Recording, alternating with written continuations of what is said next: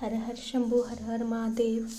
भक्तों, जैसे प्रदीप मिश्रा जी आज कितने प्यारे लग रहे हैं। वाइट वस्त्र पहने हैं, मैरून पटका डाल रखा, मस्तक पे चंदन है। रुद्राक्ष की गले में कंठी धारण है। तुलसा जी की कंठी धारण है। चेहरे पे बहुत सुंदर तेज है, मुस्कुराहट है। और इन सभी के साथ श्रीमद् भागवत कथा, शिव पुराण कथा सभी को वर्णन कर रहे हैं, सुना रहे हैं। महासावन चल रहा है, महोत्सव चल रहा है और कथा सुनने के लिए सब उतावले हैं। और महादेव की सभी भक्तों पर बहुत बहुत कृपा बरस रही है। कहते हैं एक लोटा जल सभी समस्याओं का हल।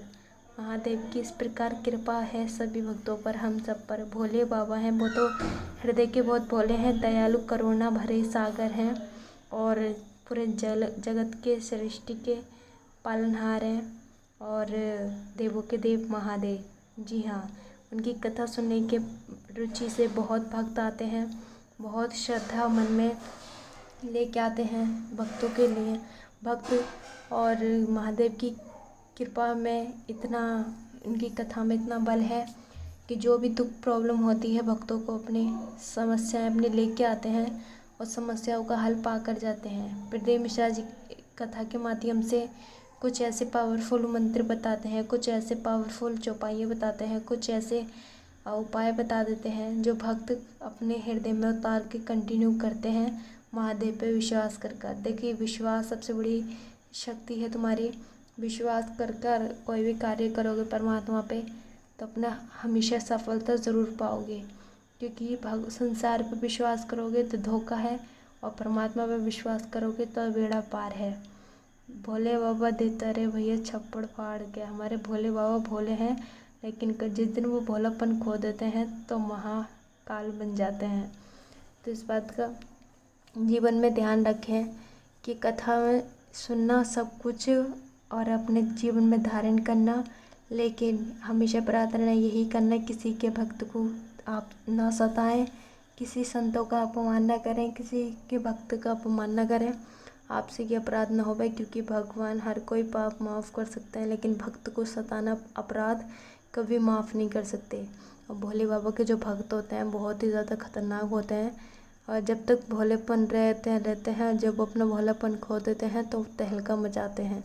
तो इसलिए अपने किसी के भी, कृष्ण भगवान के भक्त हो या माता रानी के हो, किसी के भी भक्त, कभी किसी का अपमान नहीं करना चाहिए। और जो कहते हैं ना, जब अच्छा नहीं कर सको तो बुरा भी मत करो, और जब खुद नहीं कर सको तो दूसरों को करने से मत रोको। कोई तुम्हारे घर में पूजा पाठ करता है, कीर्तन करता है, भक्ति में उतरा हुआ है तो उसका सपोर्ट करो, उसका साथ दो, ना कि मजाक मत बनाओ, मजाक मत उड़ाओ। क्योंकि जब तक वो चुप है क्योंकि उसका अपने भक्तों का सता हुआ अपने उनके भगवान जवाब देते हैं। तो आप भी कथा में हमेशा ध्यान रखना।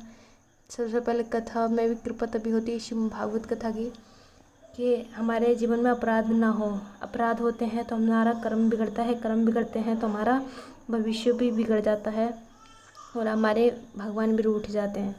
तो शिव पुराण कथा में आस्था चैनल से करोड़ों भक्त उनको सुनते हैं और इनसे बहुत कुछ पाते हैं, बहुत कुछ सीखते हैं। लाखों करोड़ों की बातें हमें कथाओं में बताई जाती हैं।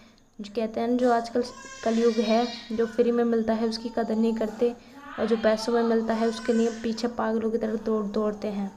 लेकिन कथा में ऐसी जीवन की हमारी बहुत कीमती बातें बता देते हैं जो हमें से समझनी चाहिए और जीवन में उतारनी चाहिए। और हाँ, सबसे बड़ी बात है अपना कर्म करो अच्छा। श्रीमद् भागवत कथा सुनो, प्यारे प्यारे कमेंट कर दो। गुरुदेव के लिए चैनल सब्सक्राइब कर लेना ताकि आने वाले वीडियो आपको जल्दी